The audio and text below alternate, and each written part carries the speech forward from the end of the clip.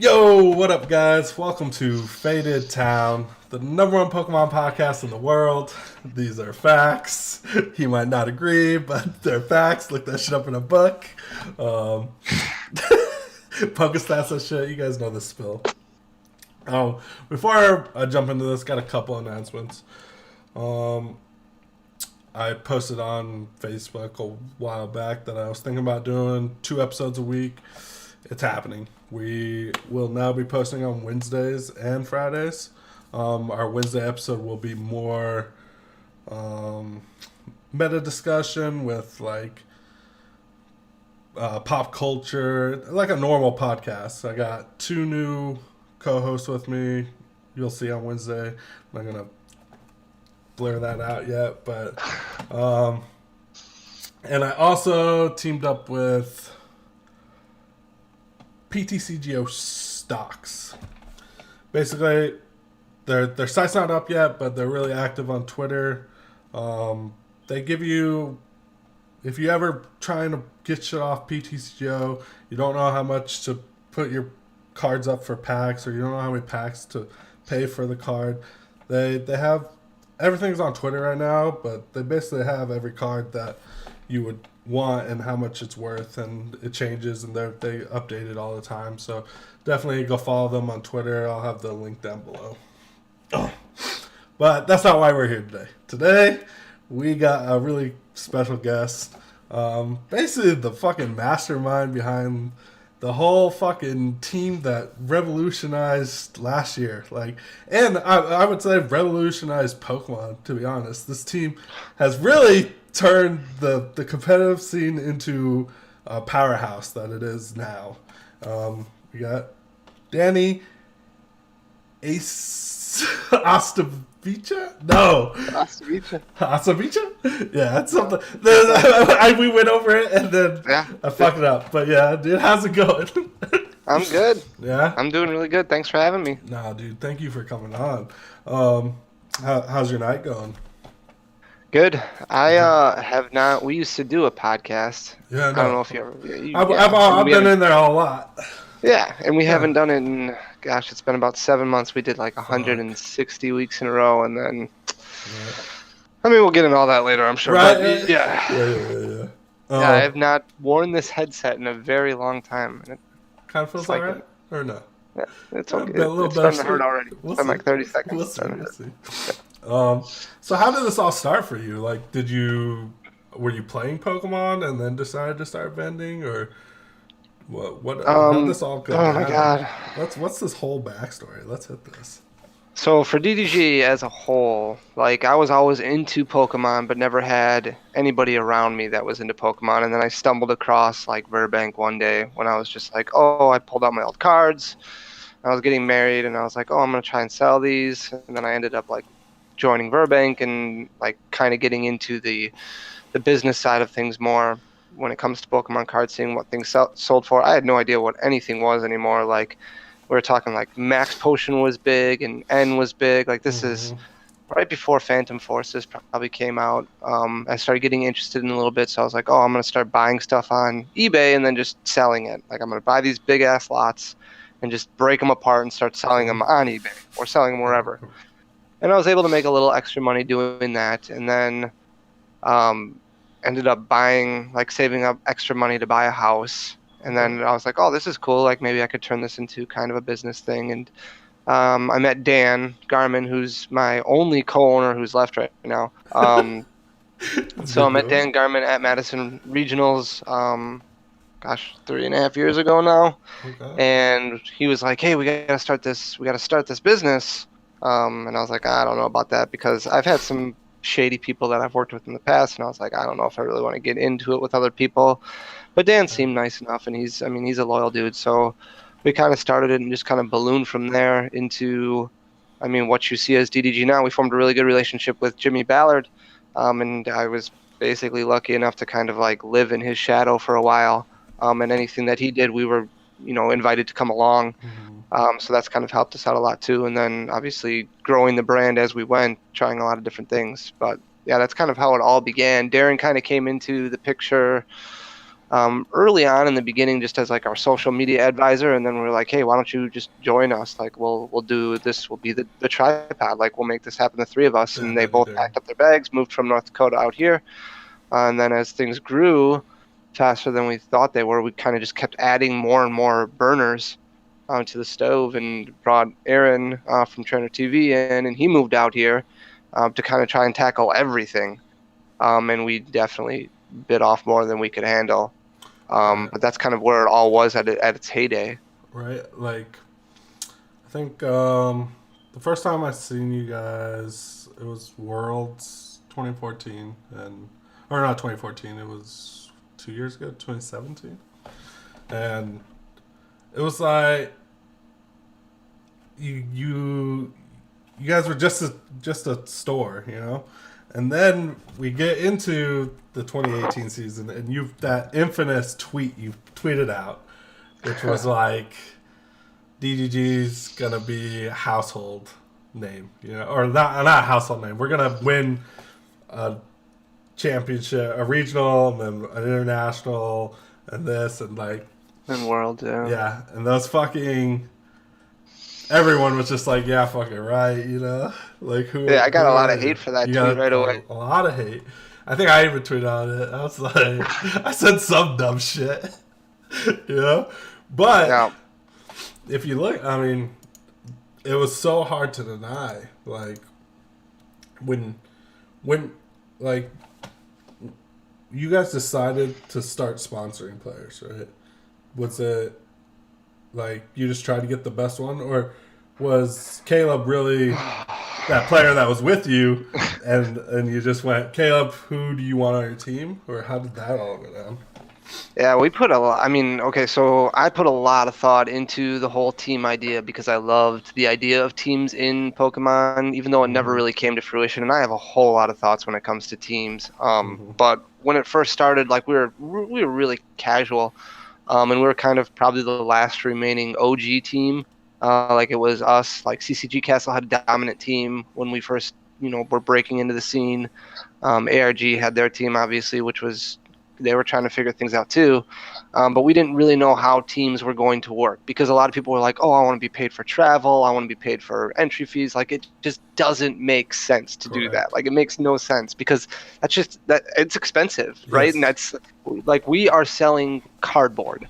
The margins Correct. on cardboard is not that great. So if I'm buying cards at 70 cents, let's say I find a card like ADP. Okay, ADP sells for what? $10, let's say, which is close to what it sells for. If I'm buying that at $7, like that Like gives three me $3. ballers. You know how many ADPs I have to sell minus tax, minus shipping, minus all this other stuff to pay for just your entry fee to a tournament? Like, that's a lot of ADPs. Like Right. that's a lot of cards. Like we're not talking about selling Lamborghinis where your profit Right. margin is going to be thousands of dollars. We're Mm-hmm. talking about cardboard. So the idea of trying to figure out something that worked, and it clearly wasn't working for any team. No. So Caleb luckily was with me from the beginning because Caleb is close to me in proximity, and we've always gotten along really well. So Caleb lives about 45 minutes away from me. So we're like, hey, I want to start a team. I want to start a team where it's like you, and then we'll figure out the rest from there. So Caleb and I were talking all the time.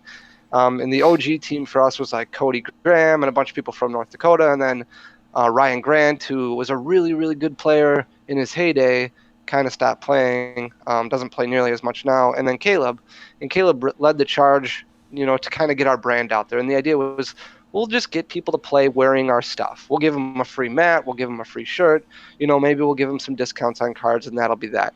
And that was probably good. That was probably the right way to go into it Mm-hmm. with the way that the Pokemon community is. It's just not big enough. Correct. But teams kept vamping up. So then CCG Castle split apart because Ben was probably like, hey, I can't afford to pay all these big name players all this money. So CCG Castle, it ended. Mm-hmm. And then Carta Magica formed. And then Carta Magica became this big powerhouse because it had like the 4 top players in the world. And we're like, okay, well, what can we do, Caleb, now? Let's start really getting good players on our team. Let's see what we can do. We wanted to form like this league, really take teams to a new level and try and bring this esports feel in. Like Russ had just started someone's PC. Yeah. So we were going out there and we were like, okay, but they have to have a good name. They can't be, we don't want people who are accused of cheating. They've got to have like this a clean record. Okay, so we brought in Chris Siakala, and we had Frank Persick, and we had Jimmy Taylor, and we had like some pretty good named players who were like, hey, let's do this. And we tried this pro-am approach. Well, I mean, that didn't really work either. So then we're like, okay, let's just go all in. We'll just crush everybody, fine, whatever. So then I was like, I remember having a conference call one night with Caleb, and then Pendy came along, and Danny Altavilla came along, and Azul came along. And this was at the beginning of 2018. So I know that I know we're going to have like this team that's just going to kick ass.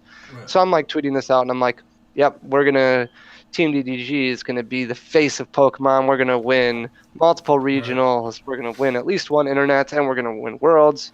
And this is the year after Tord won like 3 internets. And after we had lost worlds 2 years in a row, like nothing going really great for US. And yeah, I got a lot of hate for it, and that was fine. But then I remember the first regional that we had that year was first and second place. It was out in the Northeast. Yeah, Rukan. Caleb versus Rukan in the final. And, I mean, Rukan ended up flopping hardcore in the final just because the nerves got to him. But both of them were Team DDG, so it didn't matter who won. And then we had, for a period of time, we had Zach on our team. Yeah. He played in the finals once at Collinsville against Danny.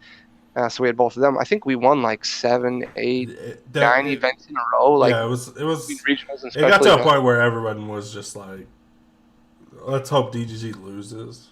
Yeah, and that's what it was. It was like we had built something so well, and then watching Twitch, it was tough for me to be like, I am so tired of DDG, where we like became almost a villain because people started hating this hashtag DDG win, and it's like, okay, well, what do you want me to do here? Like we formed this ultimate team. You don't you want us to lose, then form a team that beats us. And I remember talking to Limitless, and we were like, hey, let's figure out a way to make this league work, and just nothing was going.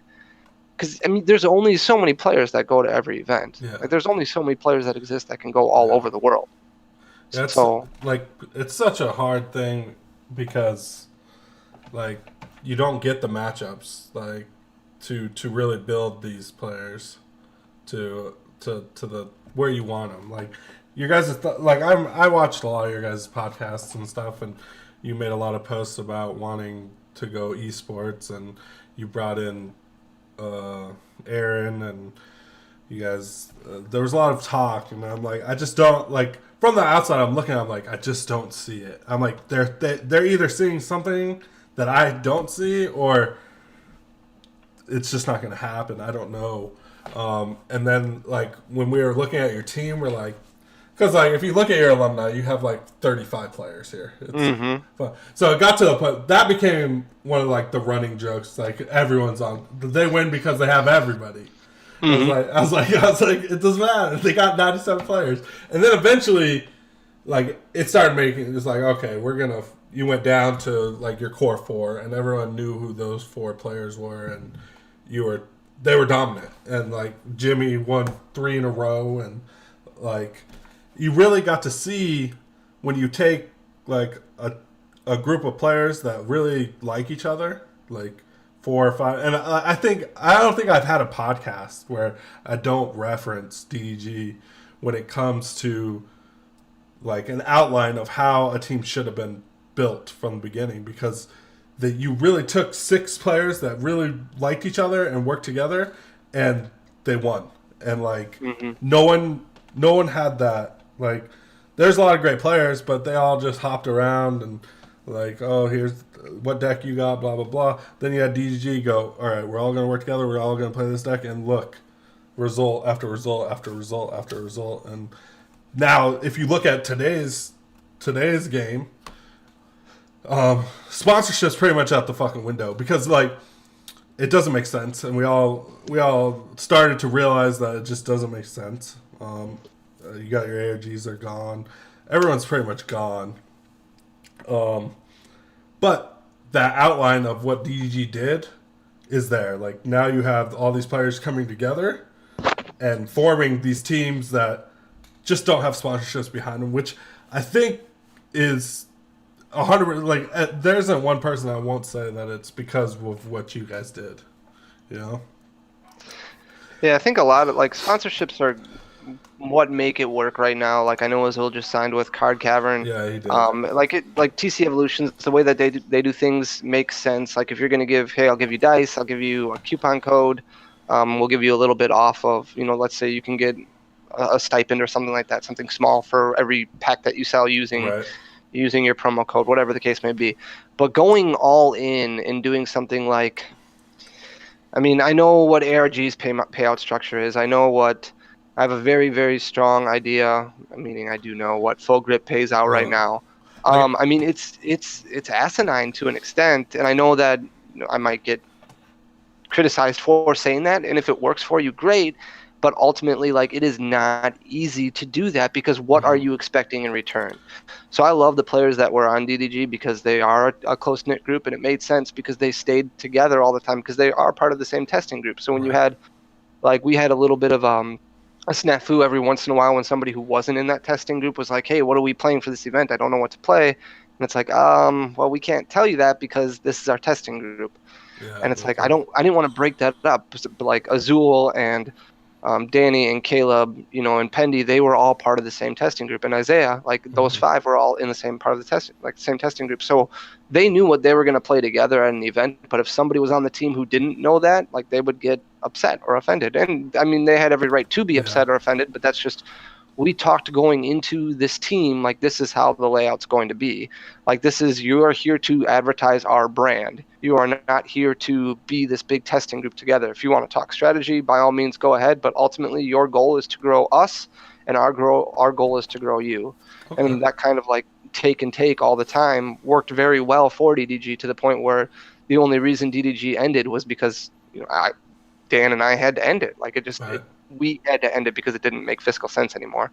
I really like that you said like it was laid out on the table. There wasn't like you didn't pick up these players and go, "Oh, welcome to this amazing team." You went, "No, they are a testing group. That's what they do.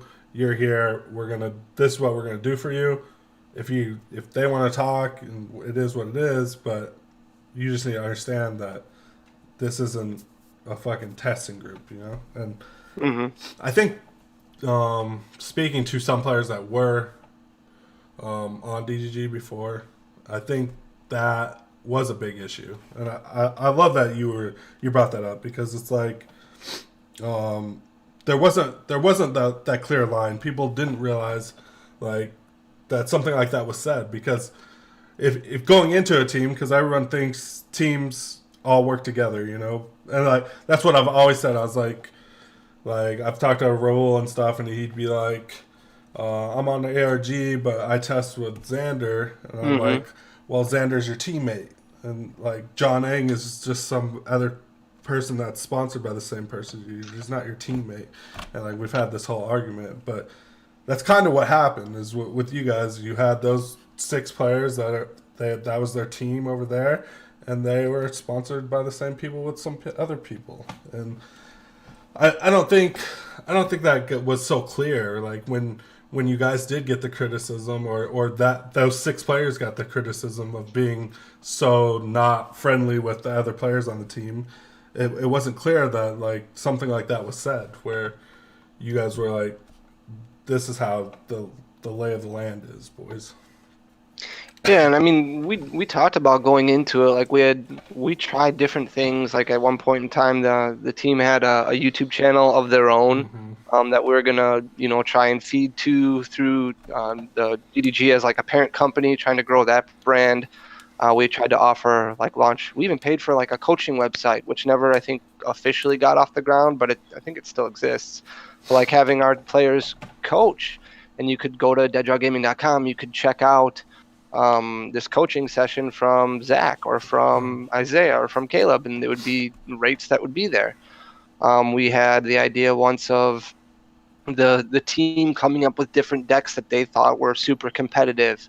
And we would sell that deck online on our website and be like, okay, you want DDG's Malamar list from this weekend? Like, it's crazy to me that I can watch Melbourne and I can still see, oh, Team DDG is playing Right.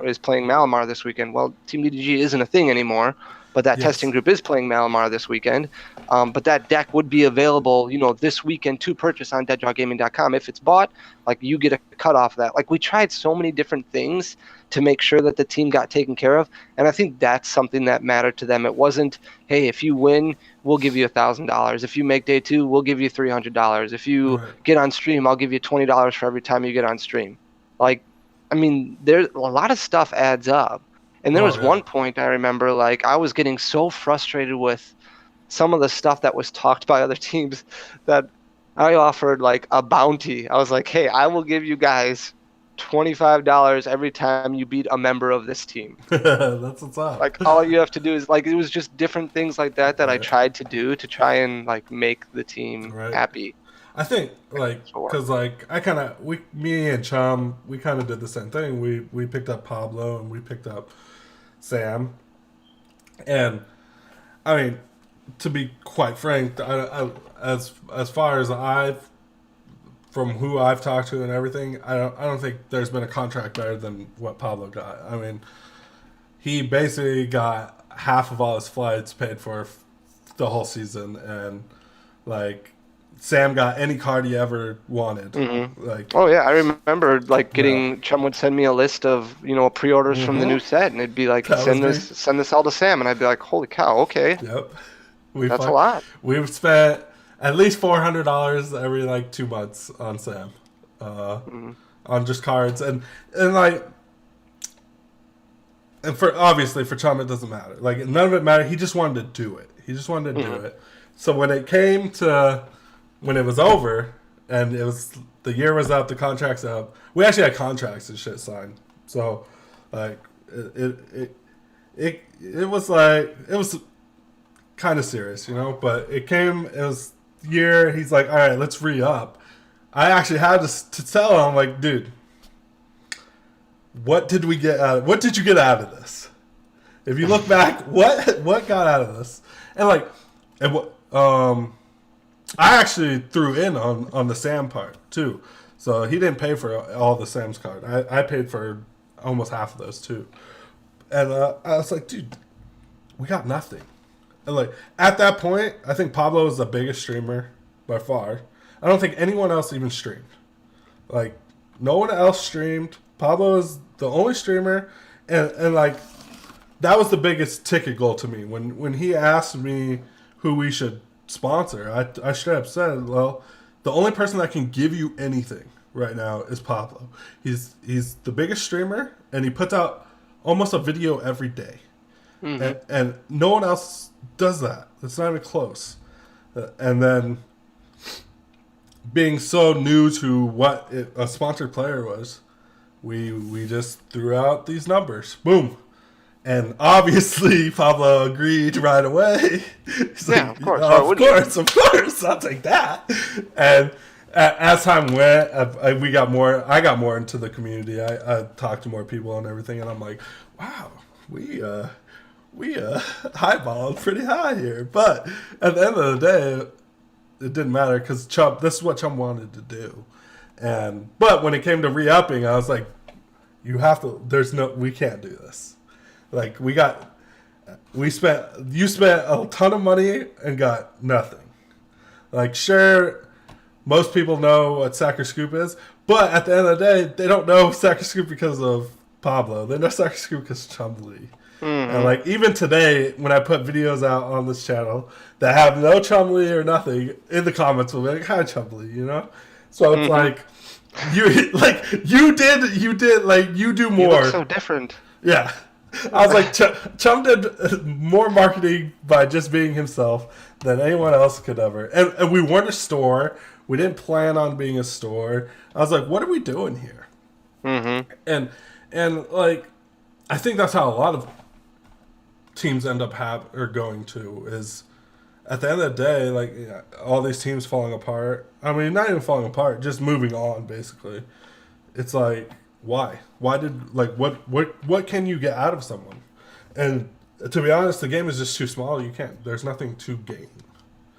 Yeah, I think your mindset makes a lot of sense, lines up a lot with like Jim from ARG, mm-hmm. Whereas Jim has, he was throwing so much money into his Argent Saga, like his card game. and he's so ARG is just so big in Yeah. every community, that spending money on Pokemon as far as a team aspect goes didn't matter. He wanted that representation. He wanted that team. So losing money wasn't that big of a deal. But I mean, if you look at all the teams that have come and gone, and I don't know if Limitless has all of them on there, like Limitless makes sense because it's not really a store. It's not really a No. sponsored team. It's just a group of guys. But Exactly. you had like No Limit. You had I remember when Madison had team stages, and Yep. it was No Limit. You had ARG, you had CCG Castle, you had Carta Magica, you had Hmm. like now there's Full Grip, but there's always, I mean, there's been different versions of Full Grip, whether it start off with Mahone and Natalie or whatever it is now. But then Yeah. you had, I mean, there were other ones Six too that were, prizes. yeah, all over the place. Yeah. And it was just nobody knew exactly what to do. Like Pro Play Games had a big team, Yeah. like they were one of the bigger ones at one point in time, but nobody knew what to do. And honestly, like DDG, we had no idea, and we did not pay well at all. Like I can be Right. upfront with you But, completely. like in my head, I knew 100%. I was like, "There's 30 people on this team. Mhm. You're a card store." I'm like, "There's no way that you can't." Like it was No, just you couldn't afford you that. couldn't afford that. I was like, "There's no way." I was like, that's what like in my head made DDG even more like good because I was like, those 6 players that are doing well, they are not there for the money.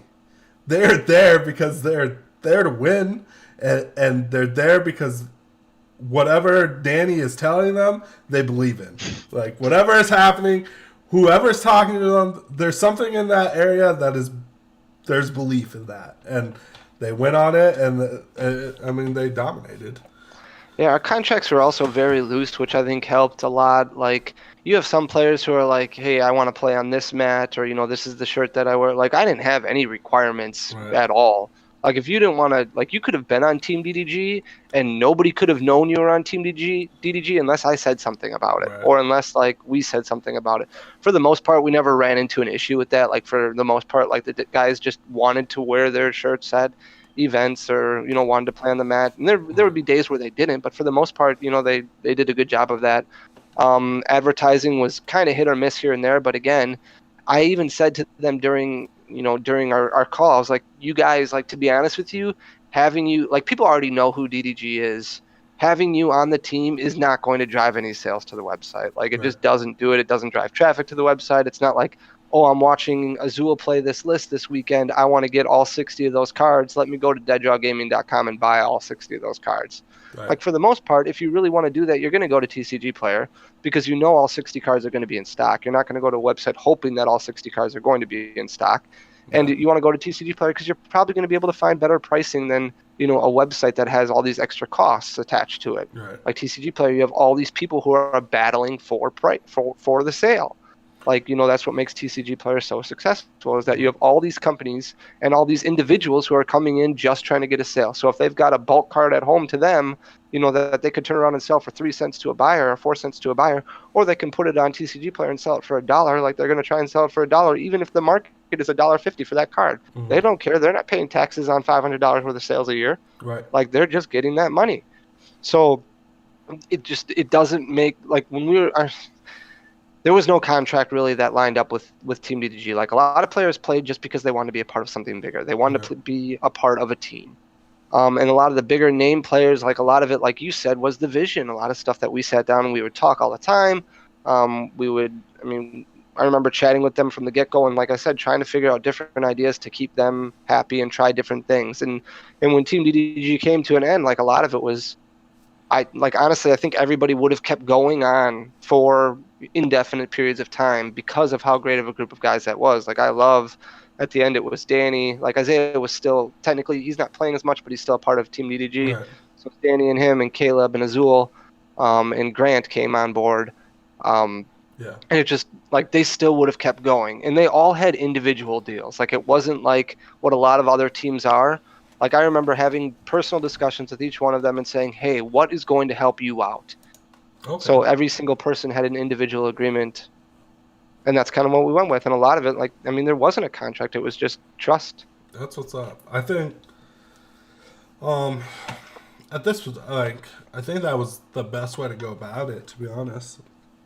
And like the the atmosphere, like it had to, the hate had to be horrible. Like I don't know, how did you feel about that?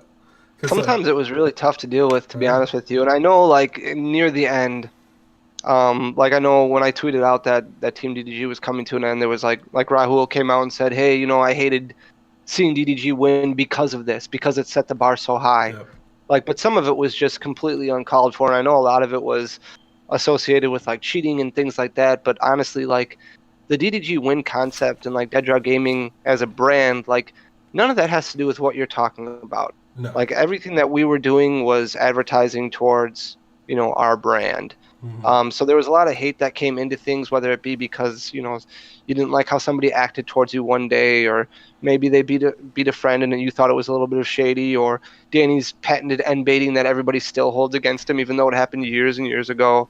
Yeah, Like people change, and right, to hate a team or a group of individuals because of winning, because of what you wanted as a community. Like the community yearned for something like this. they They did, wanted an esports league. There's everybody who's just whining and complaining about, hey, Pokemon needs to grow, Pokemon needs teams. Like this is what you wanted. Like build your own team that's just as good and challenge us. Like that's what right, I want to happen.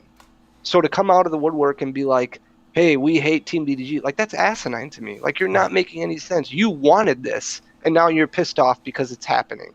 right. And I think what you talk about now is like people coming together, making teams to compete.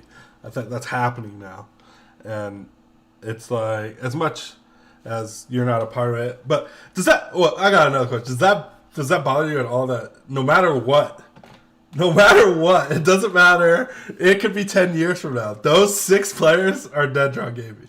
Like it doesn't matter. I think it's gonna. Okay, Does that so I bother mean, you? It's like they stole your fucking company name. It doesn't no, matter. and I think that's part of the thing too. Like it might bother them more than it bothers me. Like Yeah. Dead Draw Gaming was supposed to grow the team, and I think what ended up happening was the team became Dead Draw Gaming. Yes. Like I think a lot of people, casual people, like once you get to worlds and things like that, and internets where there's thousands upon thousands of people watching the stream rather than 800 or 700 that you might have at regional, people, more casual people, are seeing DDG win and seeing Team DDG, and they're like, Yeah.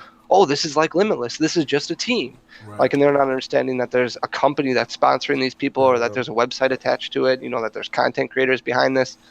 Like they don't get that. So, I mean, it doesn't bother me at all because that, like, I was one of the ones who built DDG. So, no matter where DDG ends up going, if DDG ends up like moving away altogether and isn't a thing anymore, at least the name will always kind of have some kind of life to it because it's on different websites. It's known. Yeah. Right. The same way CCG Castle will always have the idea of, okay, there was, these 4 dominant players on CCG Castle, and then one amazing content creator back when Pokemon really hit its growth stage, back when, Evolutions had just come out. So I think the fact that DDG was able to do that and this team was able to accomplish that, like, I think they hold that in very high regard also. Yeah. Like, I'm sure, I mean, I remember Azul turned me down first when I wanted to bring him on DDG. Like, we sat down and it was like Pendy came on board. Like, we already had Caleb, we already had Isaiah. Danny was on Pro Play Games and approached us because he wanted to join DDG because he saw what was happening. Azul was on Carta Magica and was like, nah, I'm just done with teams altogether. Like, I appreciate everything. But then he started doing bad at events, and DDG kept winning. And I said, Azul, I remember talking to him at Memphis and saying, Azul, the reason you're doing so bad is because you turned me down. Like, if you would actually have accepted my offer, you could be winning events. And I know, like, he knew I was joking at the time, but eventually he's like, okay, yeah, like, this is something I want to be a part of. And, like, even now, like, that year that we had was just so unbelievable. Like, where you had Caleb winning 3 regionals that year, and Penny winning, like you said, 3 in a row. Like, these guys haven't won since then. Like, Pendy hasn't won since then. No. And I know that he hasn't changed at all. But just the luck that you have to have. Like, there's a lot of skill in the game, but there's got to be luck that's involved to be a group of 6 guys who are just winning everything all the time, making the best meta call they can every week.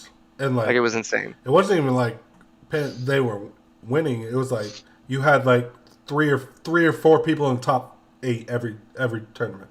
Yeah. And like I think you guys were just your outline, you're ahead of the curve. You guys, and like I think the big reason they're not winning right now is because you have these people like Justin Bacardi in the lab where they have like Will Jenkins and like 5 other people and Kenny Britton and all of them. They all just came together, just like DDG, and now they're doing well. And then you have Cutter Tap that got together, and they're working with like Team Gas, and they're coming up with these crazy decks, but they're all working together, and it's like really became like an outline of, oh, this is how you be successful at this game, because DDG that I don't remember. I like thinking back, a more dominant force. It was like it was basically everyone else versus DDG, and DDG was running them over. Like, it did not matter. Like, as much as anyone wanted them to lose, it didn't matter. Because they were just ahead of everyone. It was like, everyone didn't try to come together and win. They were like, no, we just beat them. Like, I'll test with this one guy. And like, we'll beat them. They're not that good. And then eventually everyone's like, you know what? Fucking, they were right. Yeah, and a lot of times, I mean, it was, well, what is DDG going to play? Well, a lot of times it was, we're assuming it's going to be Zoroark. And then in that event, for some reason, like last year when Isaiah won Oceania, like they played Zapdos Jirachi. Yeah. And then everybody thought coming to Collinsville, they were going to play Zapdos Jirachi. Well, the majority of the team was on Lycanroc Zoroark, except for Zach, who was on Blacephalon, which ended up being, Zach versus Danny in the finals, and Zach won with Blacephalon. So it was just like every week was something different. And when Pendy won Canada, when he won Toronto, it was Night March that he won with. It was like, it was just tough to catch that meta that they were just predicting the right call every weekend. And like their decks that they played were like the one they played where Pendy won in Portland. It was like Zoroark Control. That deck was so shitty if you didn't know what you were doing. Like I think cups after that fucking tournament, cups after that were so easy because these people try to pick up that deck and win, and like you couldn't win unless you knew it. Like, you had to know everything about that deck, and like it took those 6 great players to come up and know exactly what they had to do in each matchup to win. Like, even good players, like I go to cups with like California people with like Kenny Britton and Keon and all them, and I remember after that Kenny had that deck and he's like 0-3, he's like, this deck is trash. I'm like, I don't know, dude. I've played that. Yeah, and I think that a lot of people, like the way that the game has revolutionized now, and a lot of people don't understand, is like every card matters in your deck, like to the 60th card, and that's why like Hunter Butler right now is so successful. It's because these people are figuring out, hey, I can play a variant, but every card that I'm playing has to matter. Like I remember going down to Collinsville last year to play, and I remember I don't play the game anymore. Like I never have time to play it. But Caleb was like, yeah, I'll send you the list that we're going to play. Like, you can play this list. And I remember waiting for the list up until the night before. And I was like, hey, are you going to give me a list? Like, it's the night before. He's like, well, we don't know what it is yet. I remember driving down there, and he sent me the list at 6 a.m. He's like, okay, this is finally finalized. Like, first he sent me a list at 4 a.m., and then it was like they changed 7 cards within 2 hours. And he's like, okay, this is finalized now. And I'm thinking, like, what is the difference? Like, we're adding a 4th Pokecom. Like, it's like these cards could not possibly make that big of a difference. Like, I remember it was a different Zorua than the Zorua we were running. And I was like, why does that matter?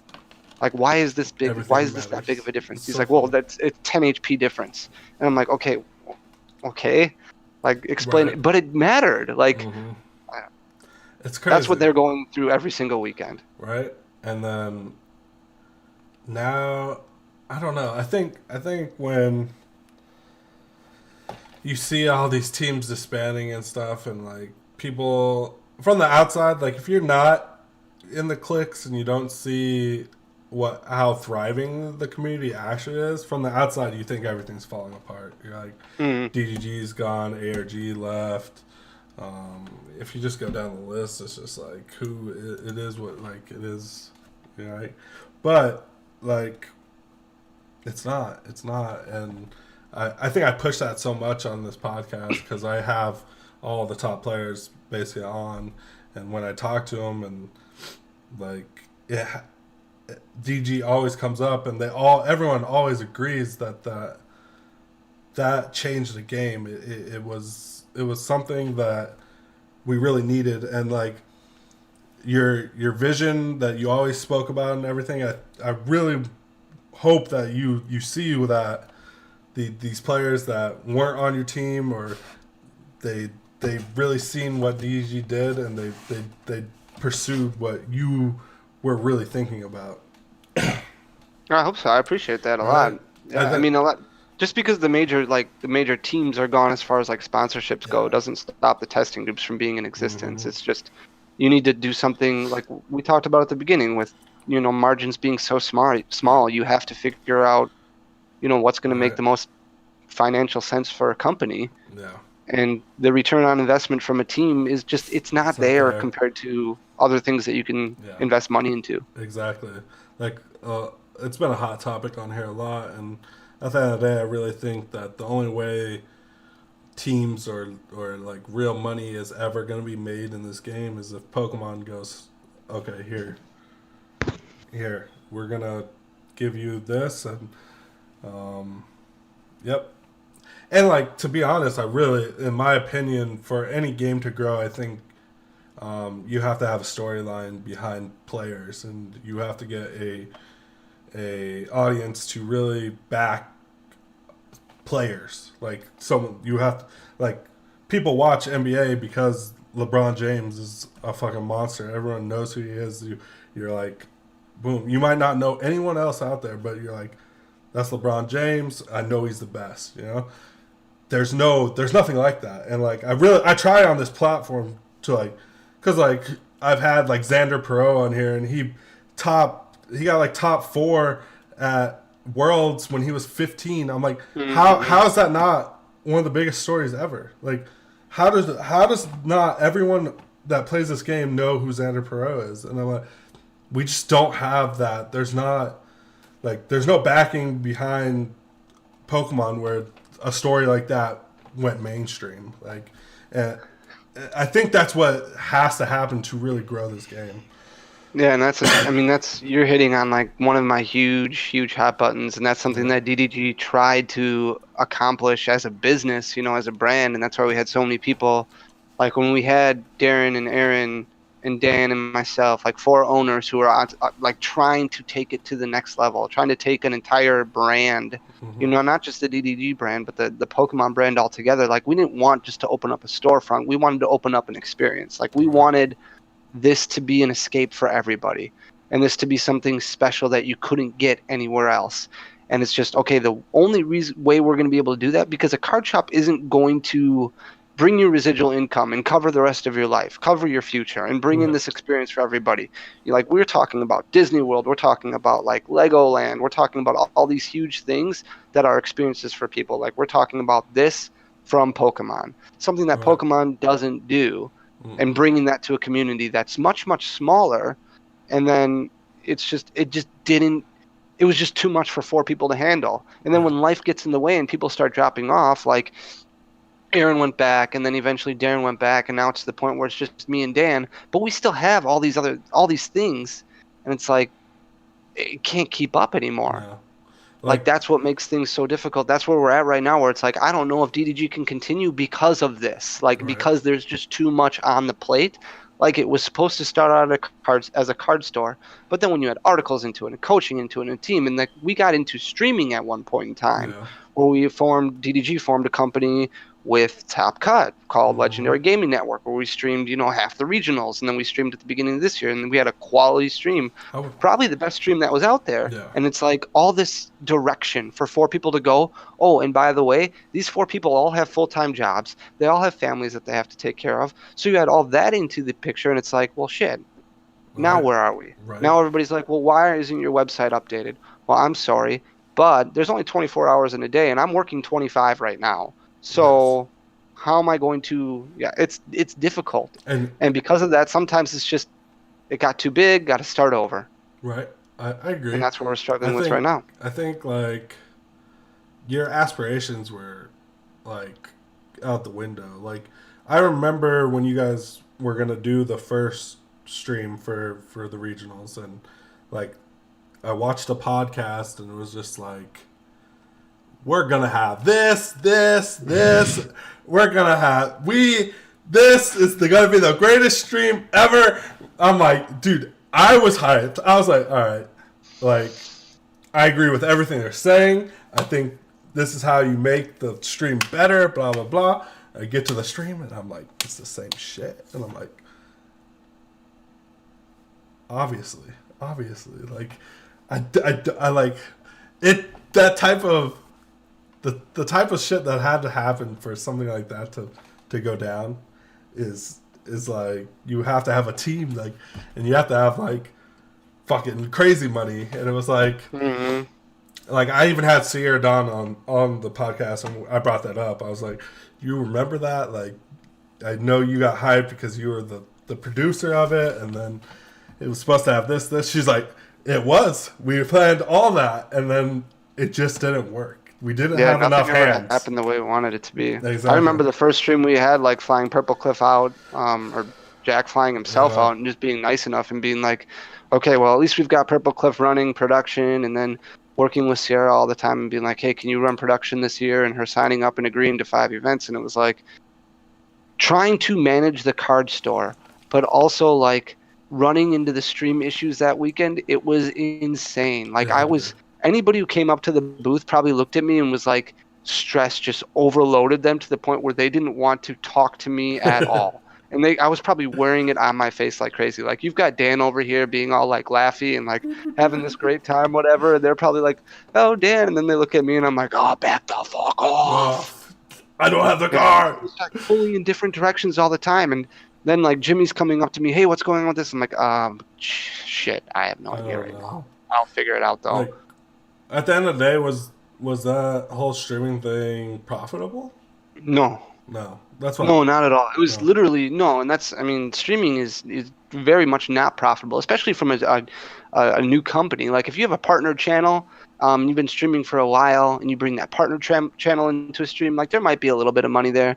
But advertisers are not paying, for 800 to 1,000 people. They're not paying for 1,000 no. pairs of eyeballs on the screen. Like they don't care about that.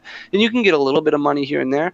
But really, the best way to do it would be like we had at one point one weekend. We were like, okay, we want to pitch out to all the content creators. Throw us $100. We'll give you a commercial.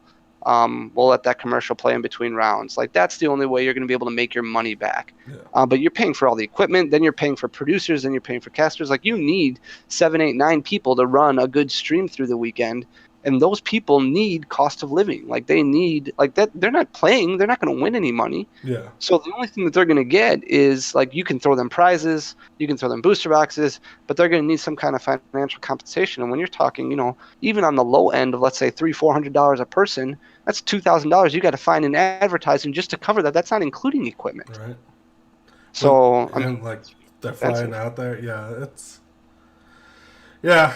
The whole thing is like it's just at the end of the day, like these to grow the game, like the only way is Pokemon, and I think Pokemon is finally doing something, but I think they're more aimed for the VGC, which Yeah, and I mean they're just doing whatever they want right now. Like correct. Pokemon. I remember hearing about Pokemon taking over regional streams, like it was great because I was like, oh, finally there's some people like Chip got finally a chance to be able to Yes. cast at an event for Pokemon. And I was like, finally, like Kirk and Jeff were my guys for a long time. Chip Hmm. was my guy like once. And finally, like I wanted Kirk and Jeff so badly to get that opportunity because they do such a great job together. Dude. But it's just like Pokemon just does not care. And as much as Hmm. I love the company and I think that there's some really great minds that work there, when we post stuff in Verbank and when we post things in Hey Fonte when Hey Fonte existed, like there's people who are like they're thinking Pokemon is reading that. Pokemon isn't reading that. Right. Like Kyle's not reading that and taking that back to the company.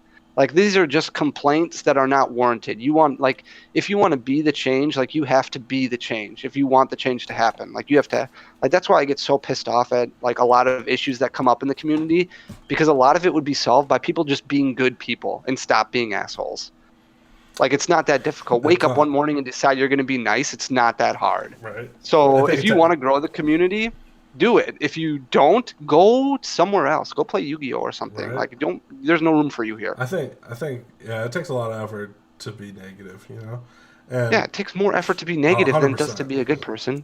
Like most people don't wake up trying to be a fucking asshole, but No. if you, I think the community is much better this year than it's ever been. I think the hate on DDG last year was a lot for everyone, and I think, to be honest, I think after seeing how successful DDG was and everyone hating on them, I mean, I, just from experiences being at regionals, I can tell you the shit that was said was very uncalled for towards those players, and I think most of them, I would say 99% of them have definitely manned up and realized what the shit that they said was wrong, and that the shit DDG was doing was right. And I mean, most people don't like the biggest thing was like DDG was so off on their own and trying to win a tournament where everyone else was trying to just Yeah, have what a fun. bunch of jerks. Yeah, exactly. $5,000. Why would they do Exactly. that? Exactly. And I think everyone just took that as like, oh, they're loners by themselves and we're the cool kids, so we have to say something. And I think by the end of the year, when everything was said and done, people really looked back at that and was like, fuck, like the shit I said was horrible, and Danny and Caleb and all these people are actually nice people, and just when you like, and what they did was right, and we should do something like that. And I think even if you look at that international in Brazil where you had that, I don't know if you've seen that photo where Sam Chen pretty much invited everyone, like any top player, anyone, to this big dinner, and there's all these pictures, and you see, like, you look at this photo of all these players where last year, I would say these players wouldn't even look at each other, and this year they're sitting at a table and having a good time, and I think it really comes down to like people realizing that we're all just trying to win at something that we're passionate about, and DG had a different approach to it that everyone realized was the right approach, and it's okay to be secretive about your decks. It's okay to go off by yourself and with your testing group and come up with a way to win this game and not be an outsider. And it's not okay to talk shit about people for doing something like that. And that's another thing I think like DG could really be appraised for. I think you guys, as much as like the community, people like Danny and everyone had bad reps, and they've like over the last couple of years, Danny has come out and been on a tear of like saying sorry and like I'm different and this, and I think that's helped a lot. But as a community as a whole, I think everyone seen the whole DDG thing and realized that we can't be like that. We can't be shitty to people. Yeah, I think a lot of people don't understand that, like, these people, like the people who are on Team DDG, and I'm not saying DDG changed them, and maybe it did, but they were a lot different, a while ago. Like, Danny will be the first one to admit that he used to be kind of a chump, Yes. And he gradually was changing and growing as he was starting to find himself more and more. And Team DDG, I think, when he started winning and getting more like exposure on him. Like I remember sitting there talking to Danny about like things that were going on in my life and having conversations with him. And Caleb used to be this guy who used to be so quiet and had this like shell around him, and everybody thought he was just kind of stuck up. And I remember talking to Caleb once at nationals, and I was like, dude, you're the face of a brand now. Like when people come up to you and say they recognize you from a YouTube video, like you gotta open up. Right. And I remember Caleb like just completely transforming, and people coming up to me and saying, Caleb's so different now. Like Caleb is smiling, he's talking a lot more. And I mean, Azul's always been Azul because he's been in front of a camera, but even like Isaiah used to be super quiet. And it's just like, I'm sure like winning brings confidence to each other, so that's probably a huge factor in it too. Yeah. But a lot of these players are just like, the reason I grew so close to this team and struggled so much with the departure of it was because these are just a great group of guys, you know, that I got along with so well that, you know, when I went to an event, I wouldn't have problems like hanging out with them, going out to eat with them afterwards, and like just chilling. Like they were just a good group of guys that I like to get along with, and they have visions and aspirations for the Pokemon company too, for this as a business. Right. And like that's what a lot of people don't see, because they see them building this secret deck, you know, and like that's a big deal apparently when they're trying to win $5,000 and ultimately win a world's title. Like when you say that now, it's funny, it's hilarious, but you like the shit I seen last year, like it's hilarious actually to think that like people thought it was okay to say shit like that, but like when you're like, oh yeah, they're secretive because they're trying to win money. Obviously, this is 90% of them. This is what they do for a living. Like, if they don't make money, they can't go to the next event. Yeah. Like if they don't day two, like it's tough for them to be able to afford to go to the next event because they may write articles or do coaching or things like that, but they're not going to a 9 to 5. They can't just buy a plane ticket. I think a lot of people didn't know that either, because like me doing this podcast, I found out a lot. Like a lot of these players, that's all they do. I think only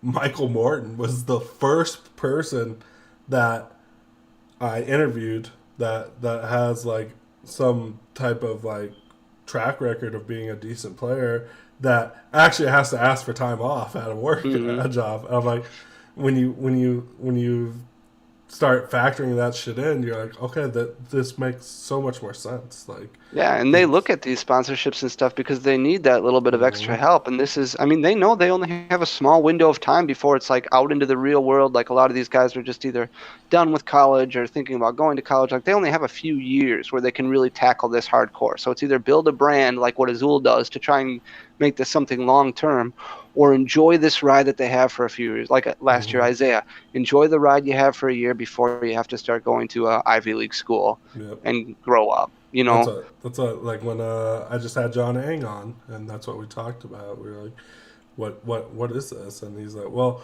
Pokemon's not a job for me. I start college next year, and this is the year. This is my year. I'm all in this year, and next year I might go to a couple of events.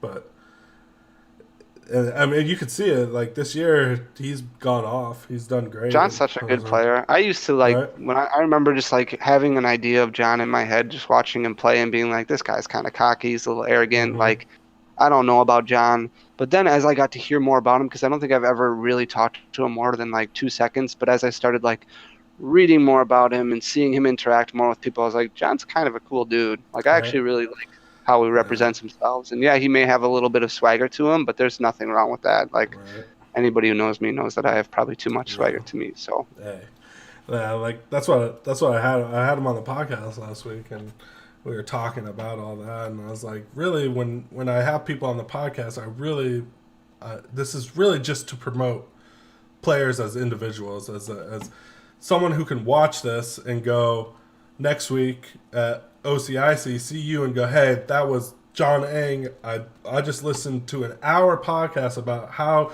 he became who he is, and now I'm watching him and he's top 16 at OCIC. Like, this is great. Like, I'm cheering for him to win. And he's like, well, that's like, he didn't think of it that way. I'm like, that's why I do this. I do this because these players, they need these stories. These stories need to be told, and like a podcast is such a good platform for stories to be told, you know. And when it comes to DDG, I think that story is like, when it comes to last year and like your whole vision, it's one of the best stories that there is in this game, because I really think it put a real implant on the game. And as maybe some players don't want to admit it, but most of the players that I've had on my podcast have always referenced DGG to what has happened to this game, what we're seeing now. And I think they're really they might not come up to you and tell you thank you, but I do really think they appreciate the stuff you guys did, even though your aspirations were so high, and obviously it didn't work out to the way you wanted it to. And at the end of the day, Pokemon's got to back the whole situation for anything to ever happen like that. But what you guys did was great. And even if DDG's gone in the next year or whatever, and because of whatever's happening internally with whatever's going on, those 6 players, I think at the end of the day, you're gonna go to a tournament, and even if you go to a tournament and it's been whatever, you're gonna hear what's DDG playing, huh? Mm-hmm. What's DDG playing? And I hope so. You will. It doesn't matter. Those 6 players could play on any team, anywhere across the fucking nation. They're DDG, and they'll always be DDG. And I think what you did was great, man. I really appreciate it. Well, thank you. As a player of this game, I appreciate it a lot.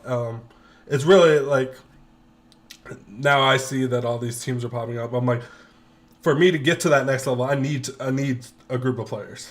I need a group of players that are dedicated, and like I don't have that right now. Here in Vegas, we got a lot of people that aren't really chasing invites, and so now I see these players doing so well. I'm like, oh, I'm not gonna do well. I'm never gonna get to that level unless I have a group of players behind me, and it all forms back to DDG. Before we wrap it all up, what is this end goal? Are these aspirations gonna continue to be pursued if you can? Are you packing are you just a card store? Like, what's going on? What's the end goal here for you now? Now that the team's kind of over. Yeah, right now I'm not even really sure. Like, Yeah. we did Nashville this year. Unfortunately, I wasn't able to go because I had some not medical issues that came up like the week before. It sucked so bad. So Dan did end up going down, and that was the one event that we streamed this year. And then we were supposed to do Albany. We're not doing Albany anymore, which is in a couple months. But yeah, Dan and I have been working. We still talk on a regular basis. A lot of stuff that we talk about is more, kind of just friendship things. I think neither of us really know what's going to happen with the business, but right now a lot of the stuff is, there was a huge financial investment that was made, in general amongst everything, not the team, but like everything that we tried to accomplish to begin with, which right now is kind of the focus for us. And then the website really has taken a back seat, and we've just been focusing on sales on like TCG Player and things like that, and moving what we still have left. And yeah, we're kind of holding on to dear life right now with DDG still being a thing, but I think both of us have separated ourselves from the community a lot recently, and I don't think either of us are going to leave altogether. But I honestly don't know what the future of DDG is going to be, because it's just there's just too much, I think, that we took on that is, I don't know if DDG is going to be able to rebound from it. Yeah. So to be determined right now at this point, I guess. That's rough. Unfortunately. Rough. But I think at the end of the day, I think you did something. It might not have been exactly what you wanted, but I think you guys did something special. And I really hope you kind of see that now. And I don't know. Yeah, no, I appreciate it. If you ever have time, if you go back and you listen to some of the podcasts, I think you'll see a lot of these players agree with me, and it's really nice to hear the story. And yeah, I think. Yeah, we always wanted to create something bigger, and I think, I Hmm. mean, it's nice to hear, those kinds of things, and I'm a huge fan of not wasting time because time is something that you can never get back, and I mean, that's something that we really are trying to look at right now and make sure that we're investing the time that we have in life in the right avenue. Because DDG was supposed to be something that you build that's going to have a residual effect to it, and it's going to have some kind of huge impact on the community.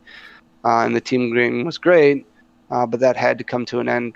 And then what's next is Yeah. kind of the point where we're at right now, because a lot of the other stuff like YouTube, we stopped producing content. The podcast, we stopped producing content.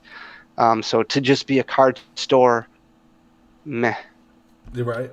I It's mean, you tough. invest 2 years of your time into becoming so much more than that. So to go back to that is very tough. Yeah, but I think at the end of the day, a lot of things around you are forcing that hand, right? I mean, at the end of the Hmm. day, I think if you could, you would do everything you could to be bigger than just a store. Right. But yeah, it is what it is, you know. Yep. Um, I think that's all I got for you. You got any shout outs or where people can find you? Obviously, you got to hit up Dead Jaw Gaming, right, Yep. You guys? can go to Dead Jar Gaming. You can go to the website. There's still stuff on there. I try to keep it somewhat up to date. You can follow our Twitter and our Facebook page. It's not overly active right now. You can shop from us on TCG Player. That stuff's active every day, and we Oh yeah. constantly update pricing on that. Is You can follow me personally on Twitter, Danny __ O, or Instagram. I think my name right now is Danny.Phantump, yeah, Phantump. But then, yes, shout out to Team DDG still. Still love those guys. I've been cheering. right. I was really hoping Danny would be able to squeak into top 8 this weekend. He barely So missed it. close. But yeah, Tough rough matchup. matchup. Tough matchup. Yeah, but yeah, Danny and Azul and Grant, um, Isaiah and Caleb. Caleb. Yeah, Yep. they all did great this weekend. Yep. And yeah, keep cheering for those guys. All right, guys. They'll always be Team DDG to me. Right. I used to always have that up there, but now I had some. Now I have Cutter Tap up there. Cutter Tap. What up? But yeah, guys, that's all for this week. It's time to scoop it up.